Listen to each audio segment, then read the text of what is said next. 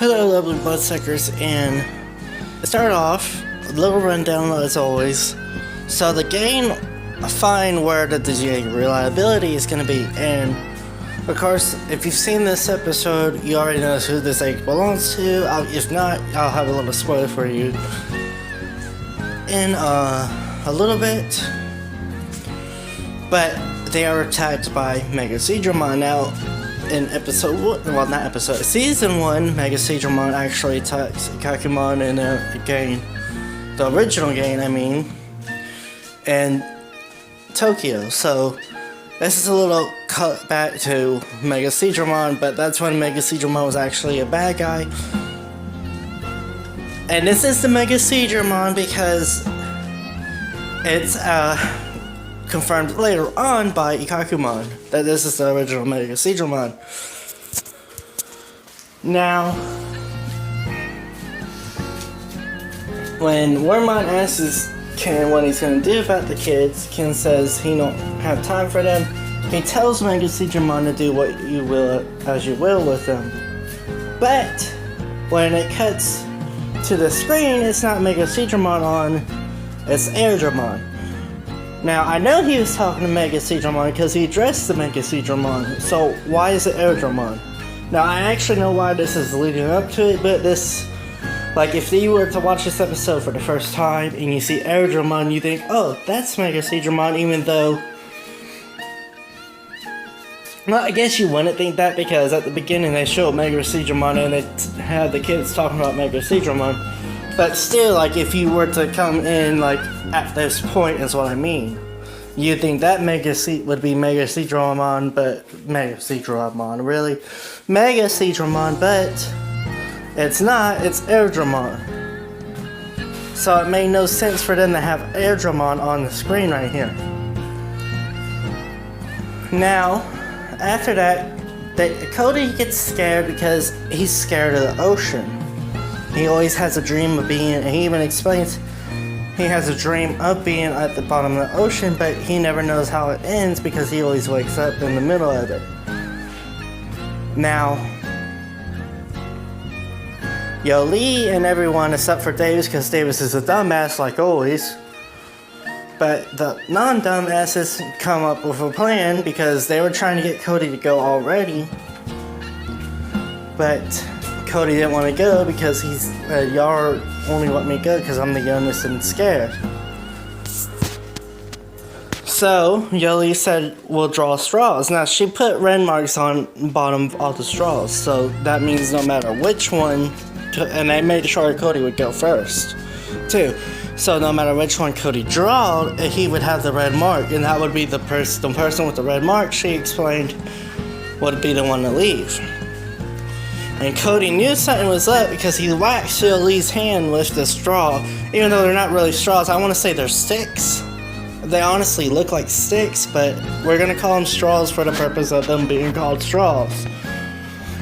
So he whacks her hand with it, and that makes her drop it, and you see all the red marks on the bottom. And Cody gets mad about this, but they still get Cody to go by forcing him into the escape pod, which then he goes and gets Joe. Now, when he's trying to find Joe's school because Joe's phone was off when he called him, he gets ready to leave and Cody's mom and grandpa show up. And I love his grandpa, I really do, because Cody's mom's like, don't you lie,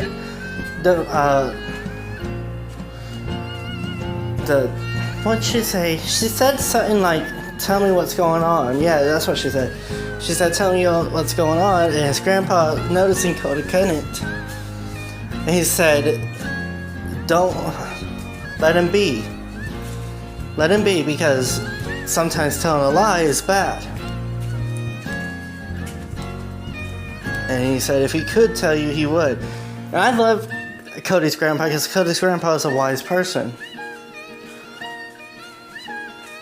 So after that, he does find Joe's school, and he does tell a lie, but he was upset about it. Joe told him it was a good lie, and good lies are good.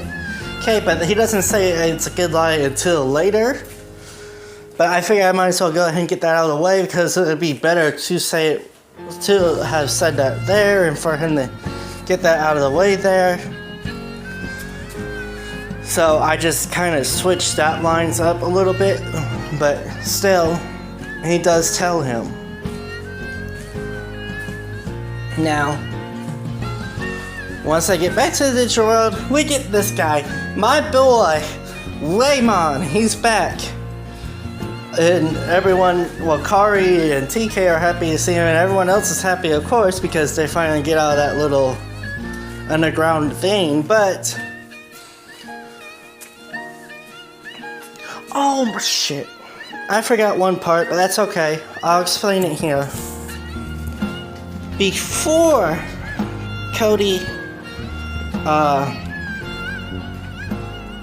and I'm sorry for forgetting this too. I was going so fast I forgot that I screenshotted this.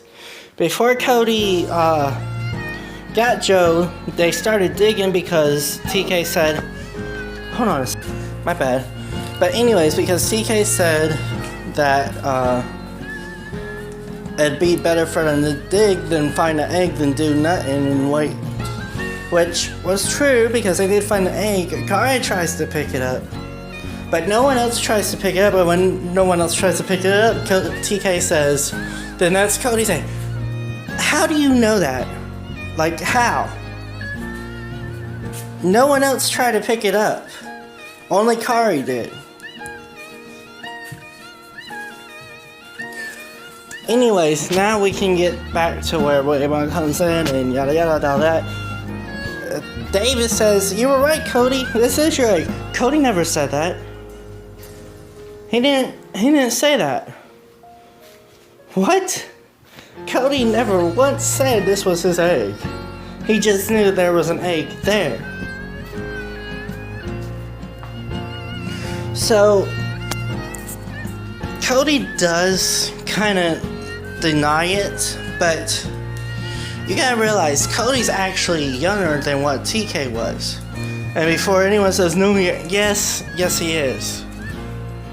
He's a little older now, but Cody's the youngest out of the group, and he said this at the beginning of the episode. He is the youngest of the group.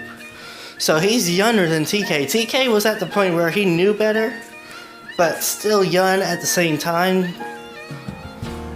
He was just a big crybaby when he was a little kid. While Cody isn't a crybaby, he's very smart and knowledgeable, but he's still younger than what TK was.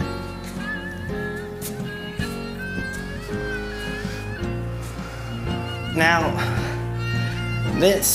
but once this then goes back to me saying Joe telling Cody that some lies are necessary. And he said he'll even explain it to Cody's grandpa why he lied to Joe's school.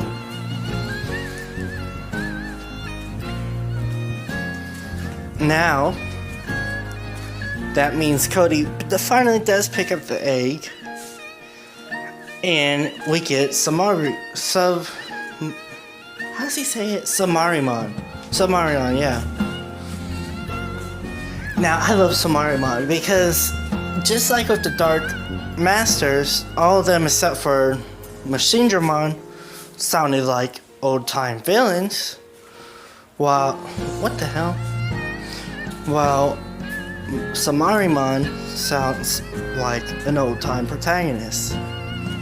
Now, I can't do Samarimon's voice, but I'm gonna try. He kind of sounds like this. Samarimon.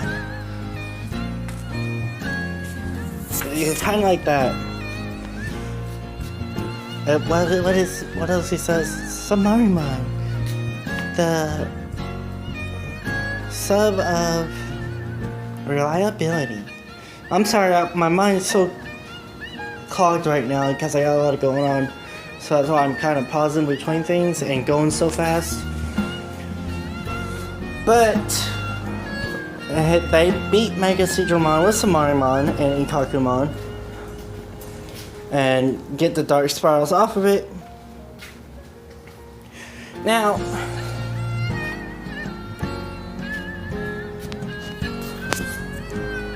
the thing is, Samarimon tells Cody he wants to show him the ocean for its beauty, not the things that could scare him. And I get that.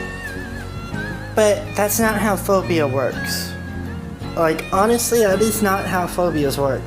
I mean, yes, facing your fears help you. They really do, but if you think about it, a lot of phobias are best left alone because some people can't handle them. I mean, in a way, it is how it works, but in other ways, it's not. And a fear of the ocean, that's kind of a very dangerous phobia. Because if someone panics, like, I knew he wouldn't, even if Cody did panic, he knew he wouldn't drown because he's inside of him. But if someone panics and freaks out, they knocked it off their oxygen or whatever, they can panic and die in that ocean. Like, if you want to do it, you gotta be more gentle with it. Which Submarimon was gentle, and because he's in his cockpit. Cockpit. But,